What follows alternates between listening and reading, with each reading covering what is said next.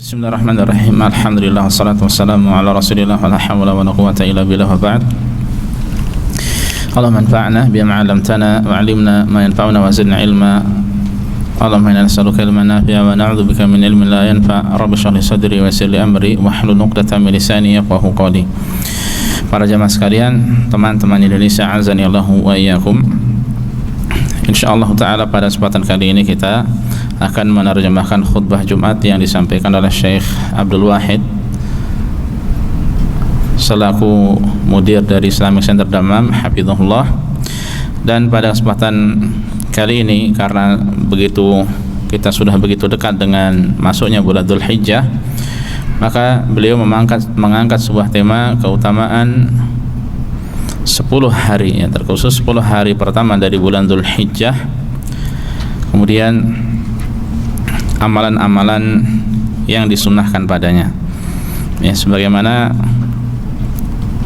beliau menyampaikan beberapa poin-poin penting yang lainnya pada khutbahnya kali ini. Ikhwas sekalian, para jamaah azanillahu wa iyyakum, setelah khatib memulai khutbahnya dengan pujian pada Allah dan salawat pada Rasul sallallahu alaihi wasallam, beliau menjelaskan bahwa di antara musim-musim ketaatan yang begitu agung bagi kita semuanya adalah 10 hari pertama dari bulan Dzulhijjah, di mana Allah memberikan kelebihan, memberikan keistimewaan dibandingkan hari-hari yang lainnya sepanjang tahun. Makanya apabila seseorang dipertemukan dengan 10 hari pertama di bulan Dzulhijjah, itu adalah nikmat yang begitu besar dari limpahan nikmat Allah yang begitu banyak yang Allah berikan pada hamba. Dan sayangnya para jamaah sekalian, bahwa nikmat seperti ini yang bisa merasakan itu tidak banyak, ya. Nikmat-nikmat seperti ini yang benar-benar bisa merasakan kemudian memanfaatkan dengan sebaik mungkin itu tidak banyak. Makanya beliau mengingatkan kepada kita bahwa ini adalah nikmat yang besar, yang semestinya kita sebagai kaum muslimin, ya, antusias dengannya, kita merasakan akan besarnya nikmat tersebut, yang kemudian kita berusaha juga untuk bisa memberikan perhatian lebih, yang selanjutnya kemudian baru bersungguh-sungguh untuk mengerjakan amal ketaatan padanya. Ya, sebagian mengira nikmat itu hanya berupa materi, ya, padahal musim-musim ketaatan yang Allah berikan pada hamba ini adalah nikmat yang begitu besar bagi hamba, ya. Apalagi melihat keutamaan-keutamaan yang disampaikan oleh Allah atau Rasulnya alaihi salatu wassalam, maka kita akan semakin semangat lagi insyaallah, ya, untuk menggapainya atau memanfaatkannya dengan sebaik mungkin. Di antara hadis yang disampaikan oleh khatib berkenaan dengan masalah ini adalah hadis dari Ibnu Abbas yang diriwayatkan oleh Al-Bukhari, "Ma min ayamin al-amalu shalihu fihinna ahabbu ila Allah minhu fi hadhihi al-ayamil 'ashar." Ya, tidak ada suatu amalan yang amal soleh padanya itu lebih dicintai oleh Allah melebihi 10 hari ini. Itu 10 hari pertama dari bulan Dzulhijjah. Para sahabat bertanya, "Walal jihadu fisabilillah, tidak juga jihad di jalan Allah?" Beliau menjawab, "Walal jihadu fisabilillah, tidak juga jihad di jalan Allah." Ya, tetap amalan yang dilakukan 10 hari pertama di bulan Dzulhijjah ini lebih utama, lebih dicintai oleh Allah. Tapi ada pengecualian, beliau katakan, "Illa rajulun kharaja bi nafsihi wa malihi wa lam yarji' min dzalika bi syai'." Kecuali kalau ada seorang dia berjuang, ya, keluar berjuang fisabilillah dengan hartanya, dengan jiwanya, kemudian dia tidak kembali, ya, berarti dia meninggal dunia di medan perang, ya. Keadaan ini yang lebih baik daripada amal yang dikerjakan di 10 hari pertama dari bulan Dzulhijjah ini. Namun ini semua menunjukkan pada kita bahwa, ya, 10 hari pertama di bulan Dzulhijjah ini adalah hari yang sangat-sangat istimewa. Di riwayat yang lainnya, Rasul bersabda, "Ma min amalin azka indallahi azza wa jalla wa la a'zama ajra wa la a'zama ajran." Ya, tidak ada amalan yang lebih suci, ya, di sisi Allah dan lebih besar pahalanya. Ini kemudian kelanjutannya kurang lebih sama, ya, dengan hadis sebelumnya. Ini menunjukkan keistimewaan juga, kemuliaan, keagungan pahala yang ada pada 10 hari pertama di bulan Dzulhijjah. Kemudian Para jamaah sekalian, azanillahu wa iyyakum, Selanjutnya khatib menjelaskan ya, di antara dalil yang menunjukkan ataupun bukti yang menunjukkan amalan pada 10 hari tersebut adalah amalan yang utama adalah ya, poin-poin berikut. Yang pertama, bahwa Allah bersumpah dengannya. Dan ketika Allah bersumpah dengan makhluknya ya, dengan sesuatu, maka itu menunjukkan bahwa sesuatu itu penting ya, bahwa sesuatu itu memiliki kedudukan yang tinggi ya. Di antaranya Allah berfirman dalam masalah ini ya, wal fajri wa layalin ashar, demi waktu fajar ya, waktu fajar waktu yang penting ya. Di situ ada ibadah-ibadah utama, waktu yang Allah turun padanya, terkhusus di sepertiga malam terakhirnya ya. Dan ada ibadah-ibadah utama, sekali lagi intinya waktu yang begitu penting Allah bersumpah dengannya. Kemudian walayalin ashar, dan demi 10 malam. Maksudnya apa? Ada riwayat dari Ibnu Abbas ya, dan beberapa ahli tafsir yang lainnya dari kalangan tabi'in yang menjelaskan bahwasanya innaha asyru dzulhijjah, bahwa 10 malam yang dimaksud adalah 10 hari pertama dari bulan Dzulhijjah. Makanya Ibnu Katsir rahimahullah memastikan dengan mengatakan bahwa sahih itu yang dimaksud, benar ya, bahwa malam-malam yang 10 adalah 10 malam pertama dari bulan atau 10 hari pertama dari bulan Dzulhijjah ya. Kemudian di antara yang menunjukkan akan keutamaan 10 hari pertama juga bahwa Rasul sallallahu alaihi wasallam telah bersaksi bahwa hari-hari tersebut adalah hari-hari yang paling utama sepanjang tahun ya, yang ada di dunia ini. Jadi 10 hari pertama di bulan Dzulhijjah itu adalah hari-hari yang paling utama sepanjang tahun yang ada di dunia ini ya. Ada riwayat bahwa Rasul mengatakan afdalu ayyamid dunya ayyamul ashar, sebaik-baik hari yang ada di dunia adalah 10 hari pertama, yaitu dari bulan Dzulhijjah ya, 10 hari pertama dari bulan Dzulhijjah ya. Kemudian sebagaimana yang menunjukkan keutamaan, keistimewaan, keagungan, kemuliaan dari 10 hari pertama di bulan Dzulhijjah, bahwa Rasul sallallahu alaihi wasallam memerintahkan, memotivasi ya, kaum muslimin untuk beramal saleh padanya ya. Dari sisi waktu, dari sisi zaman atau waktu, itu adalah mulia untuk seluruh kaum muslimin dimanapun mereka berada. Dari sisi tempat, itu mulia bagi mereka para jamaah haji yang sedang berada di mana? Di tanah haram ya, di Makkah Al-Mukarramah, di Mina, di Muzdalifah, di Arafah ya, Arafah tanah halal ya. Itu semuanya adalah tempat-tempat yang mulia ya. Jadi mereka mengumpulkan, bagi mereka yang mengerjakan ibadah haji, mereka mengumpulkan 2 poin ya, kemuliaan tempat dan kemuliaan waktu. Adapun untuk masyarakat atau kaum muslimin di seluruh dunia, maka mereka hanya mengumpulkan satu saja, yaitu kemuliaan waktu ya. Selain daripada itu, di antara yang menunjukkan kemuliaan dari hari-hari tersebut, bahwa Rasul sallallahu alaihi wasallam memerintahkan kita untuk memperbanyak zikir, memperbanyak tasbih ya, tahmid, tahlil, takbir ya. Ada riwayat dari Abdullah bin Umar dari Nabi sallallahu alaihi wasallam, beliau bersabda, "Ma min ayyamin a'dhamu indallahi wa la ahabba ilaihi al-'amal fihinna min hadhil ayyamil 'ashri." Tidak ada hari-hari yang lebih agung di sisi Allah dan lebih dicintai darinya amalan pada hari-hari tersebut ya, daripada 10 hari pertama di bulan Dzulhijjah ini ya. Makanya kemudian beliau memberikan wasiat, fa'akthiru fihinna minat tahlili wat takbiri wat tahmid. Maka perbanyaklah takbir la ilaha illallah ya, perbanyaklah tahlil la ilaha illallah, takbir Allahu akbar, tahmid alhamdulillah ya. Hadis ini diriwayatkan oleh Imam Ahmad dan disahihkan oleh Syekh Ahmad Syakir rahimahullah ya. Kemudian para jamaah yang semoga senantiasa dimuliakan dan dirahmati oleh Allah Subhanahu wa taala, Sebagaimana yang menunjukkan keutamaan, keistimewaan, kemuliaan dan keagungan 10 hari tersebut adalah pada hari tersebut ada hari Arafah.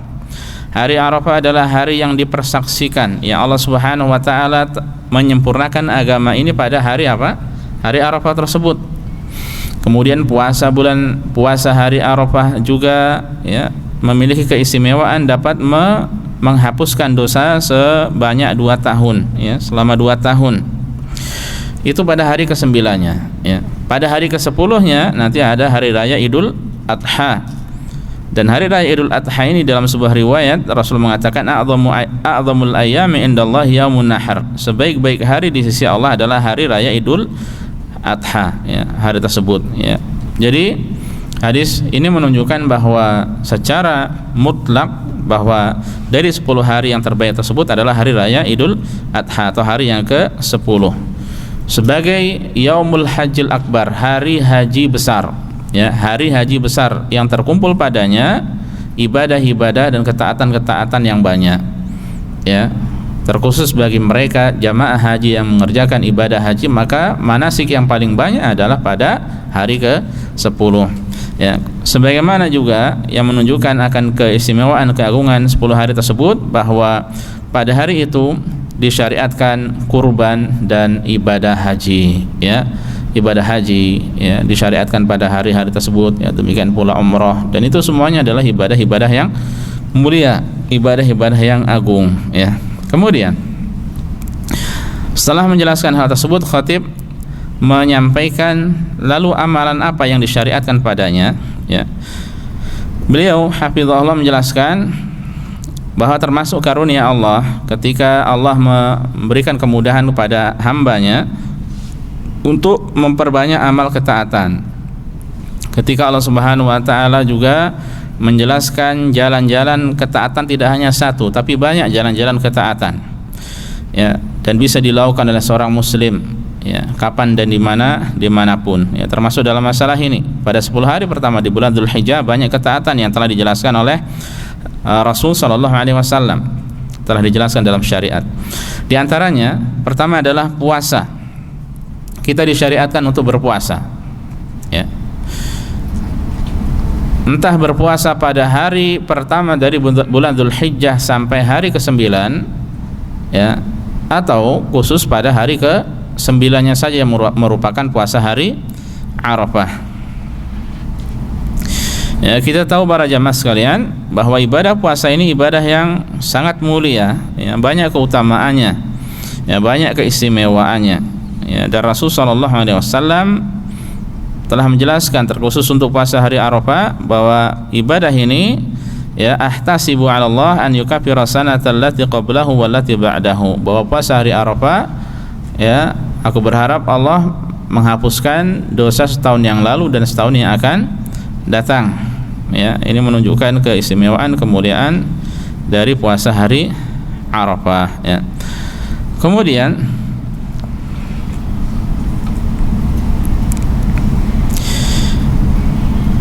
Rasulullah sallallahu alaihi wasallam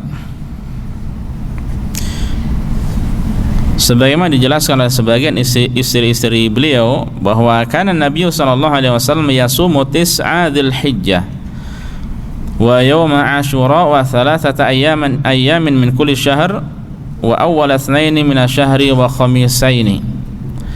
Adalah Nabi dahulu beliau itu berpuasa pada 9 hari dari bulan Dzulhijjah ya. Ada yang mengartikan bahwa tis'a Dzulhijjah ini adalah 9 hari pertama, ada yang mengatakan tis'a Dzulhijjah ini adalah hari ke-9-nya.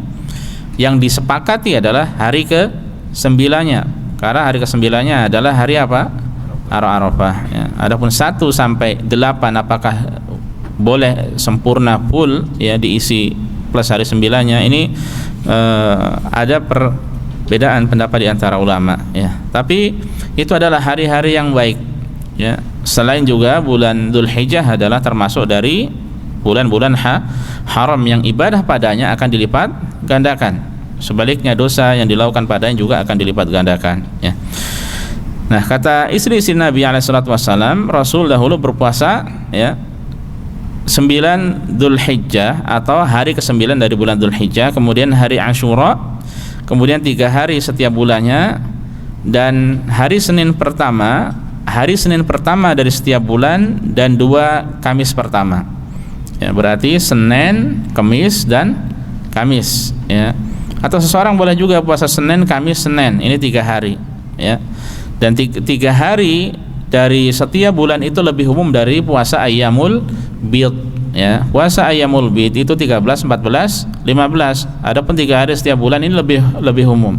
Mau di awal, mau di tengah, mau di akhir, mau hari apa saja juga tidak mengapa, ya. Mau Senin Kemis Senin atau Senin Kemis Kemis boleh, ya.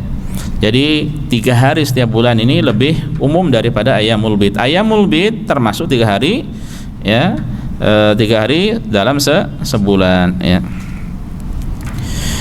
Jadi 3 hari tidak khusus atau tidak harus dengan cara Ayyamul Bid, ya.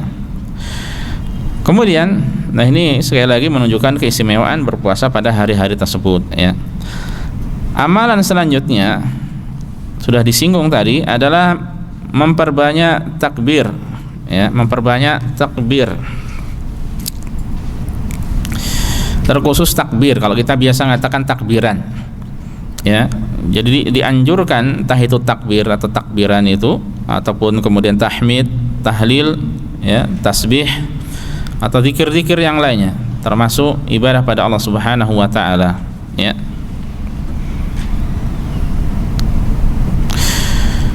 Allah mengatakan liyashhadu manafi'a lahum, agar mereka menyaksikan manfaat bagi mereka, baik manfaat duniawiyah ataupun ukhrawiyah. Wa yadhkuru ismallahi fi ayyamin ma'lumat, dan agar mereka menyebut nama Allah, berzikir pada Allah, ya, pada hari-hari yang telah dimaklumi, ya. Hari-hari yang telah dimaklumi ini adalah 10 hari pertama dari bulan Dzulhijjah, sebagaimana riwayat dari Abdullah bin Abbas radhiyallahu anhuma. Adapun tata cara takbirnya sebagaimana yang kita ketahui dengan mengucapkan Allahu Akbar, Allahu Akbar, Allahu Akbar, ya, 3 kali atau 2 kali. Allahu Akbar, la ilaha illallah, wallahu akbar, Allahu Akbar walillahil ham. Ini termasuk ibadah yang disyariatkan pada hari-hari tersebut, ya. Yang sangat disayangkan, ya, bahwa ibadah ini termasuk mungkin banyak ditinggalkan oleh kaum muslimin, ya, banyak ditinggalkan oleh kaum muslimin. Bahkan hampir-hampir kita tidak mendengar, ya, kecuali mungkin sangat-sangat jarang sekali. Ya, padahal menghidupkan, ya, padahal ini adalah kebaikan, dan menghidupkan sunnah Rasul, ya, itu ada pahala dari Allah Subhanahu wa taala. Makanya, ya, coba kita hidupkan sunnah ini, tuntunan ini dengan bertakbir, ya. Bukan bertakbir secara perlahan-perlahan, tapi dengan apa? Keras, sampai orang-orang mendengar. Bahkan dahulu Ibnu Umar dan Abu Hurairah radhiyallahu anhuma sengaja mereka berdua keluar ke pasar, ya. Abu Hurairah keluar, ya, Ibnu Umar juga keluar ke pasar pada 10 hari pertama tersebut. Untuk apa? Untuk bertakbir. Yang ketika orang-orang mendengar hal tersebut, akhirnya mereka pun ikut bertakbir, ya, dengan takbirnya siapa? Ibnu Umar dan Abu Hurairah, ya. Jadi ingat, mereka kemudian ingat. Dan maksud bertakbir di sini adalah bukan bertakbir secara berjamaah diikuti dengan satu imam, ya, dikomandoi oleh seorang kemudian yang lainnya mengikuti, mengulangi, tidak, tapi masing-masing bertakbir, ya. Jadi masing-masing bertakbir sendiri-sendiri, ya, meskipun nanti secara bersama-sama tidak mengapa. Tapi tidak dikomandoi oleh seseorang kemudian orang yang lainnya mengikutinya, ya. Yang sesuai tuntunan adalah seperti itu. Masing-masing bertakbir, ya, meskipun nanti bersama-sama tidak mengapa, ya. Karena memang kalau orang sedang bersama-sama kemudian bertakbir, maka kemudian mereka akan bersama-sama bertakbir, ya. Di antara ibadah yang disyariatkan juga yang ketiga selain dari puasa dan takbir tadi adalah ibadah haji dan umrah, ya. Ini termasuk ibadah yang mulia. Hanya saja kalau di bulan-bulan haji tidak semua orang bisa mengerjakan umrah ataupun hajinya, ya. Kita tahu bagaimana keistimewaan dari ibadah haji. Al-hajjul mabrur laisa lahu jazaa illal jannah. Haji mabrur tidak ada balasan yang setimpal baginya kecuali surga ya. Semoga Allah Subhanahu wa taala mudahkan kita untuk terus berhaji ya. Demikian pula terus mengerjakan ibadah umrah ikhlas dan sesuai dengan tuntunan. Allahumma amin. Yang keempat, sebagaimana seseorang disyariatkan untuk memperbanyak amal saleh secara umum. Amal saleh apapun itu ya, entah itu salat sunnah ya, kalau salat wajib tidak bisa ditambahi ya, salat sunnah, qiraatul Quran, membaca Al-Quran, berzikir, berdoa, bersedekah, birrul walidain, berbakti kepada kedua orang tua, menyambung silaturahim, amar ma'ruf nahi munkar ya, menuntut ilmu ya, menghadiri kajian, mengisi kajian, atau apa saja dari kebaikan-kebaikan yang bisa dikerjakan, yang bisa diamalkan ya. Orang kalau terbiasa mengerjakan amal kebaikan, dia akan ketagihan, senang ya. Dan orang kalau ketagihan, atau kalau dengan bahasa saya kecanduan kebaikan, maka itu adalah kenikmatan, ya tidak? Ya, orang kalau terus ketagihan atau kecanduan dengan kebaikan, itu adalah kebaikan, itu adalah nikmat yang begitu besar dari Allah Subhanahu wa taala. Di tengah banyak orang yang lalai dari mengerjakan kebaikan ya. Termasuk juga di antara ibadah yang disyariatkan adalah mendekatkan diri pada Allah dengan ibadah kurban, dengan menyembelih hewan ya, entah itu kambing, sapi atau unta ya, sesuai kemampuan ya. Bagi yang mampu ya, kalau bisa setiap tahun dia rutin, alhamdulillah, itu adalah kenikmatan ya. Bagi yang tidak mampu ya, maka tentu tidak mengapa dia tidak berkurban ya. Kemudian sebagaimana di antara amal yang disyariatkan, dan ini adalah kewajiban seumur hidup, adalah taubat pada Allah Subhanahu wa taala ya. Kita diwajibkan untuk memperbanyak taubat pada Allah, memperbanyak istighfar pada Allah ya. Kita menyesali perbuatan yang kita lakukan, kemudian kita meninggalkan kemaksiatan yang dilakukan dan berjanji tidak akan mengulangi lagi ya. Kita kembali pada Allah dengan mengerjakan ketaatan. Ini adalah amal saleh, ini adalah kebaikan yang sangat-sangat besar faedahnya, bisa menghapuskan pahala, bisa menghapuskan dosa ya, bisa menghapuskan dosa dan kesalahan, sampai-sampai seorang akan ya seperti terlahir kembali ya. Orang yang tobat kaman la dzambalahu, seperti orang yang tidak memiliki dosa ya. Orang yang tobat bukan hanya tugas orang yang melakukan kemaksiatan, termasuk orang yang rajin beribadah ya. Semuanya masih ya, masih sangat mungkin untuk melakukan dosa ya. Jadi siapa saja dari kita wajib bertobat, tidak khusus untuk 1, 2 orang, 3 orang saja, tapi semua dari kita kaum muslimin wajib untuk terus bertobat, karena tobat adalah kewajiban seumur hidup. Selama kita masih hidup, maka kita disyariatkan ya, bahkan diwajibkan untuk terus bertobat pada Allah Subhanahu wa taala. Di satu sisi kematian yang kita tidak tahu kapan akan datang kepada kita ya, makanya kita dengan bertobat tersebut semoga menutup lembaran hidup dengan amal ketaatan, dan itu adalah husnul khatimah ya, itu adalah husnul khatimah, meninggal dalam keadaan baik atau happy ending ya. Ini yang kita harapkan bersama. Kemudian para jamaah sekalian, a'azanillahu wa iyyakum, Allah Subhanahu wa taala berfirman, fa amma man taba wa amana wa amila shalihan fa asa an yakuna minal muflihin ya. Adapun orang yang taubat, beriman dan beramal saleh, maka semoga dia termasuk ke dalam golongan orang-orang yang beruntung, orang-orang yang menang. Nah, ini yang diharapkan dari orang yang dia beramal soleh ya. Dia pertama beriman, dia beramal soleh, kemudian dia bertobat pada Allah Subhanahu wa taala, maka itu tanda kebaikan yang ada pada dirinya. Para jamaah sekalian, azanillahu wa iyyakum, ini terjemah khutbah Jumat yang bisa disampaikan, yang baru saja disampaikan adalah khatib pada kesempatan kali ini. Semoga bermanfaat bagi kita semuanya. Wallahu taala alam, wa sallallahu ala nabiyyina Muhammad.